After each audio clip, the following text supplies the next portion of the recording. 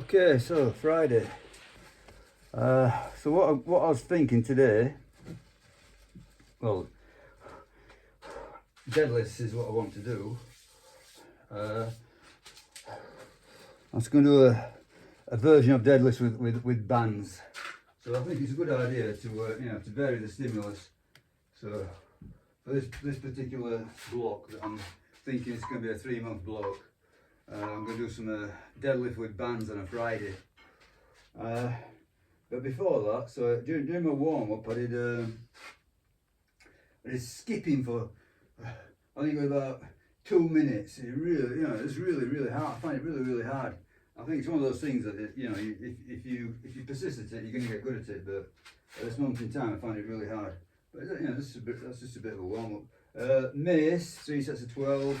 I did a set of ab wheel. I think I got about 25 reps just for the warm up. Bit of calf work. So I just got rid of some little stuff and called it a warm up.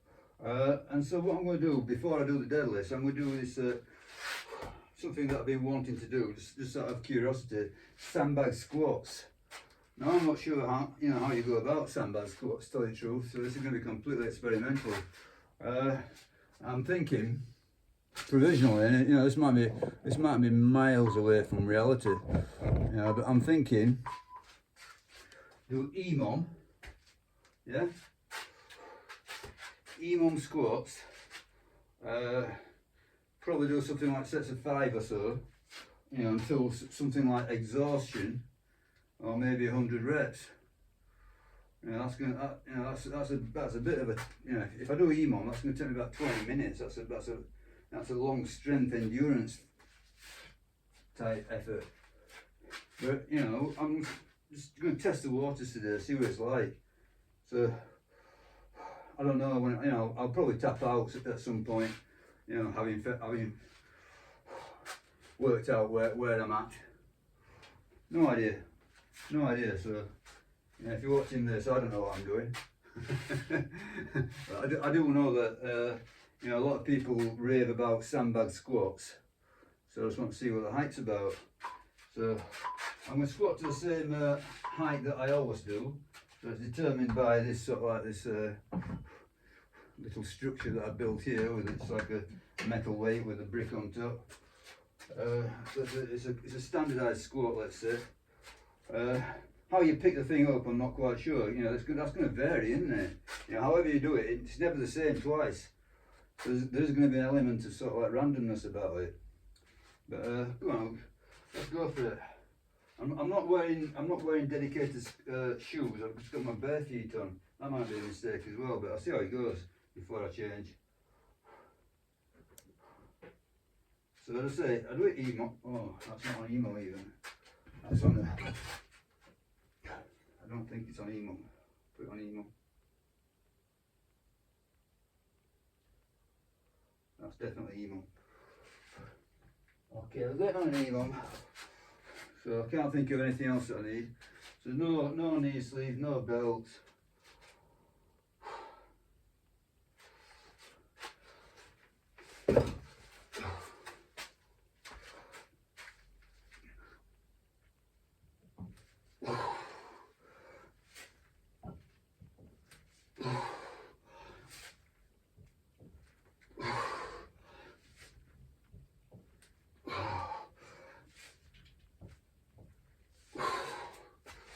Okay. Now it feels all wrong, but I'll persist. See what happens.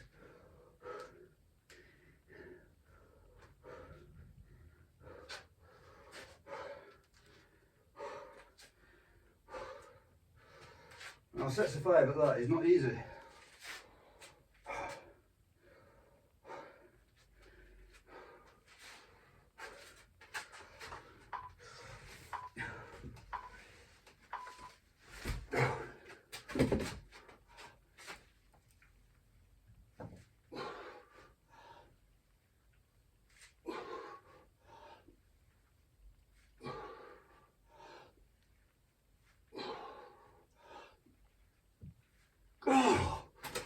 It's hard. I think it's because it's so far in front of you. Okay, so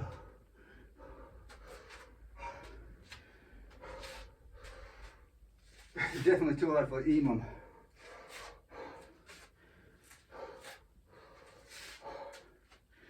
Okay, I'll stick it out for a bit.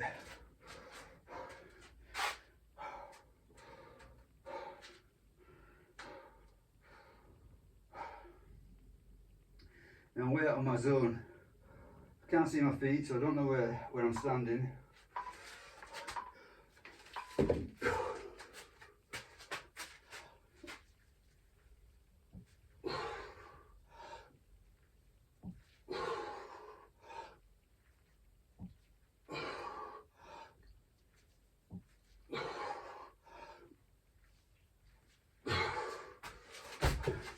Seems to be picking up good though. Okay, so that's 3 sets of 5. So I think I'm going to drop down to sets of 4. Now drop down to sets of 3.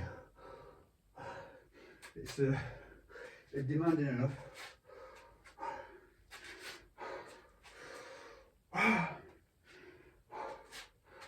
So, okay, I'm going to say provisionally though, this is excellent stuff. Yeah. It is very, very hard.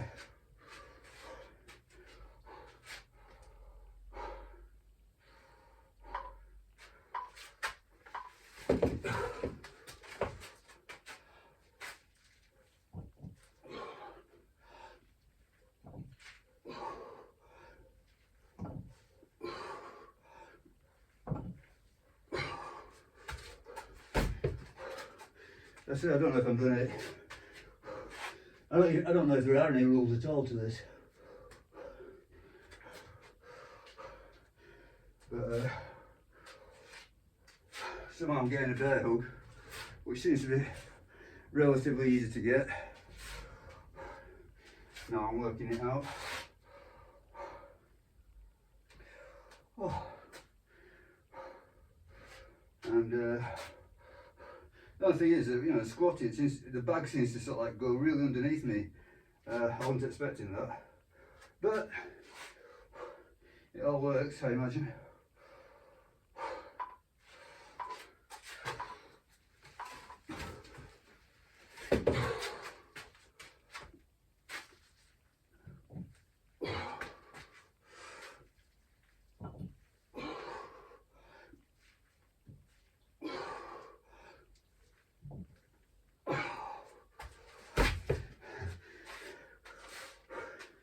Yeah, in my imagination, it was going to be a front squat, but it's not.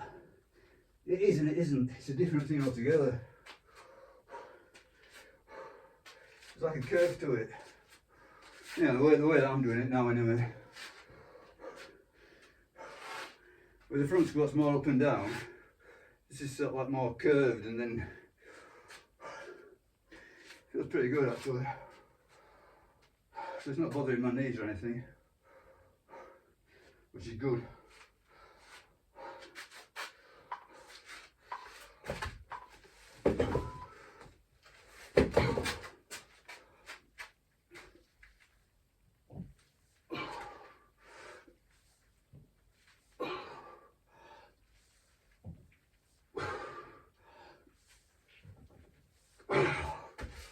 Okay, that's 3 sets of 5, 3 sets of 4, and we'll do 3 sets of 3.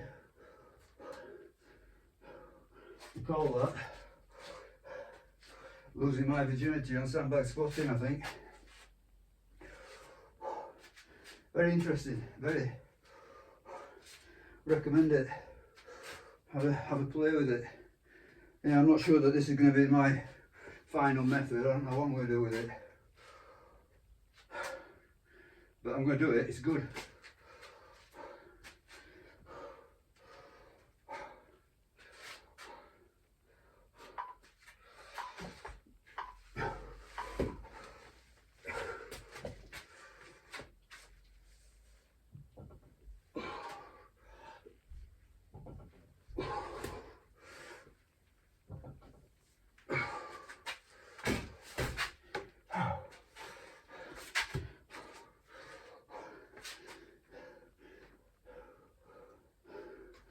So I don't think it lends itself to sort of like,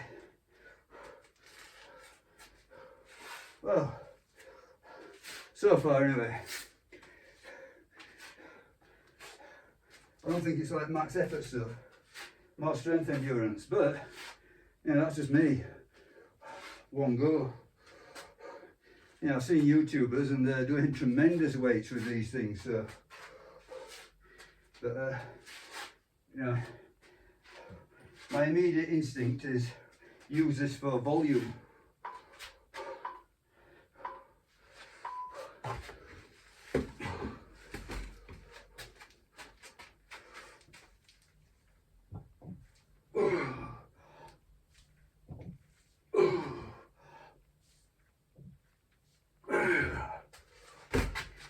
Okay, I'm only going to do one more, but that's just a preliminary foray. So I've got put my toe in the water, felt its power, and it has got, you know, yeah, there's some power there, there's some potential there for sure. Yeah. Fast forward about a year, I probably have about 15 sandbags, all different weights. Yeah, I'm too knackered to look good, to look happy, but that's great.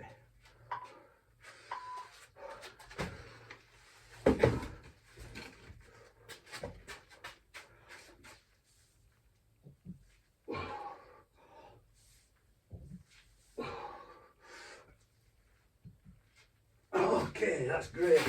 Welcome to my world.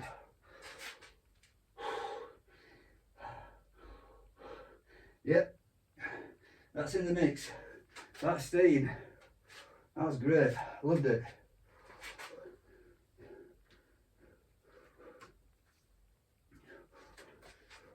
Think about it.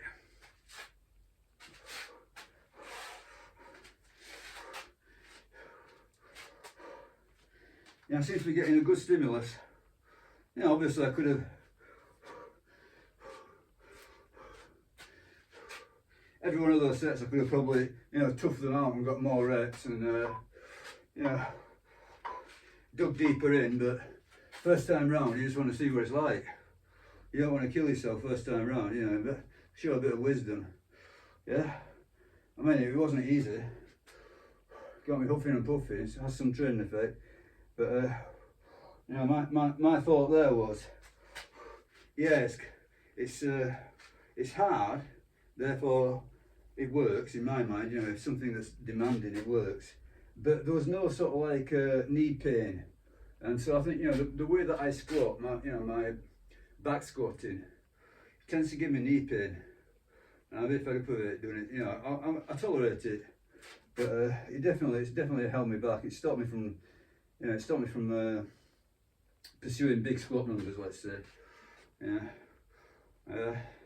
For a long period of time I stopped squatting because of you know, just uncomfortable. It's not what it used to be, and I prefer to do sort of like, you know, cardio. But that felt very comfortable, definitely. So a style of squatting there that seems to agree with me. In fact, I could probably have gone deeper. You know, so I said this is you know, this setup is what I use for the back squats, and I suspect that I could go a bit deeper, and it wouldn't be so bad. But you know, let's let the future decide this. But you know, I'm gonna say, you know, anybody who's watching this, definitely have a go at these. It's different. You know, I had a few abortive attempts at front squatting. You know, I just hated it. You know, I could never get the positions. I don't know. Yeah. You know, I just saw a video recently, and it was saying like, you know you've got big arms when you can't touch your shoulder. You know, and I'm not even sure that you know. Yeah, I'm miles. You know, so like this, yeah. You know what I'm talking about. So this, you know, apparently, according to this video, you know, the test of you having big arms is that you can't get your you cannot, there's no way I can touch my shoulder. Even pressing it down, I can't touch. Yeah, and I don't think I've got particularly big arms. I just think it's, I think it's probably, the way that certain people are built. But I find that long story short, so this is what I was trying to say. The front squat rack position. I had many a go at it. It struck me as being something very, very useful. But well, back then anyway. I could never get happy with it. Always felt crap. They always sort of like in and out position. I never felt good about it. And eventually I read that, from Ripperto, I think, starting strength from Ripperto, that saying that there's no real advantage to, you're just restricting the amount of weight you can lift. So what I think what really, I'm thinking back now, remembering, I think what put the nail in the coffin for me is that I could get a far better effect with kettlebells. So that, the holding the kettlebell in the rack position was no problem, yeah, and you get you get all the offset weight in front of you, more than front squatting, let's say, it's all in front of you, and I was never restricted by the weight of the kettlebell. I found that a pair of 24 kilo kettlebells for front squats was an absolute killer. It didn't matter what, even when I was squatting sort of like 200 kilos plus, at one point, I know it's hard to believe now, but I was doing 200 kilos for reps. Not many. But